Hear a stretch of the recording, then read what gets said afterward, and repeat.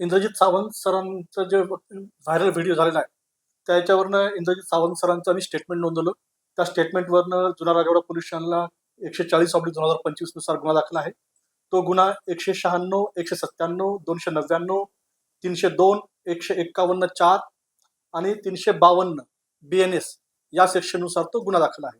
गुन्हा जो आहे, ज्या नंबरवरनं इंद्रजित सावंत सरांना फोन आला होता त्या नंबरवर, म्हणजे त्यांनी ज्यांना आपलं नाव प्रशांत कोरटकर असं सांगितलं, त्यावर हा गुन्हा दाखल आहे. तपासाची कोणती कलम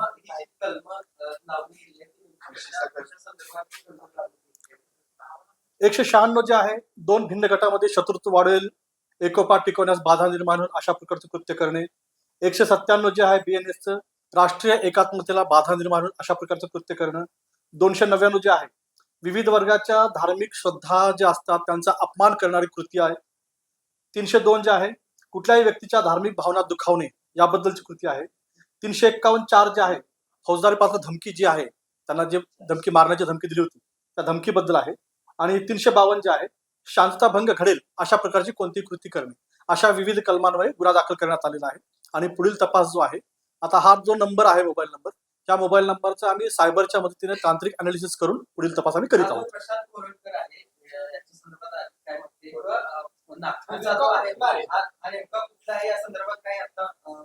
सध्या परिस्थितीत आमच्याकडे अशी कुठलीही माहिती नाही.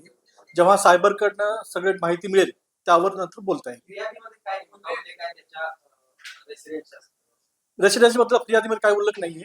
एक मोबाईल नंबरवरनं कॉल आलेला आहे आणि कॉल झाल्यानंतर त्यांनी स्वतःचं नाव प्रशांत कोरटकर सांगितलेलं आहे, एवढाच फिर्यादीमध्ये उल्लेख आहे. या सगळ्या तांत्रिक विश्लेषणामध्ये जर सायबरच्या त्याचं नाव आढळून आलं किंवा तोच व्यक्ती आढळून आला तर त्याला ताब्यात घेतला जाणार आहे. निश्चित त्याला ताब्यात घेऊन पुढील कारवाई करण्यात येईल. हे पहा, इंद्रजित सावंत इतिहासकार यांना धमकी दिल्याबाबतचा सकाळी माननीय मुख्यमंत्री यांना मेल केला होता. त्या मेलद्वारे कोल्हापूर पोलीस अधीक्षक आणि जुना राजवाडा पोलीस स्टेशन यांनी ही संपूर्ण आज दिवसभर चौकशी करून आता FIR दाखल केलेला आहे. आणि मला खात्री आहे की याचा तपास चांगल्या पद्धतीने होईल. आणि FIR मध्ये त्याचं नाव, त्याचा नंबर दिलेला आहे. आणि ज्यावेळेला पोलीस तपास करतील त्यावेळी तो राहतो कुठे, करतो काय, त्याच्या आजपर्यंत काय काय गुन्हे आहेत हे याचा सगळा तपास येईल. प्रश्न राहिला की त्याच्या सुरक्षेचा. त्यानं सुरक्षा मागावी, त्याचा वैयक्तिक स्वातंत्र्य आहे. परंतु त्याच्याकडं सरकारनं एक वेफन दिलेले आहे आणि ह्या वेफनचं लायसन देखील त्याच्याकडे असू शकते, त्यात नाकारता येणार नाही. पण ह्या वेफनचा उपयोग इंद्रजित सावंतच्या मृत्यूला कारणीभूत ठरू शकतोय अशी एक आमची धारणा झालेली आहे. त्यामुळे जोपर्यंत तपास पूर्ण होत नाही तोपर्यंत त्याचं वेपन हे सरकारनं ताब्यात घेतलं पाहिजे आणि त्याला सुरक्षा देण्यास आमची काहीच हरकत नाही. आम्हाला सुरक्षा मागत नाहीये, कारण का आमचा सकल मराठा समाज शिवप्रेमी आणि इंद्रजित प्रेमी हे सगळे त्याचे सुरक्षा कवच आहे. त्यामुळे आम्हाला त्याच्या इंद्रजित सावंतला काही सुरक्षेची आवश्यकता नाही.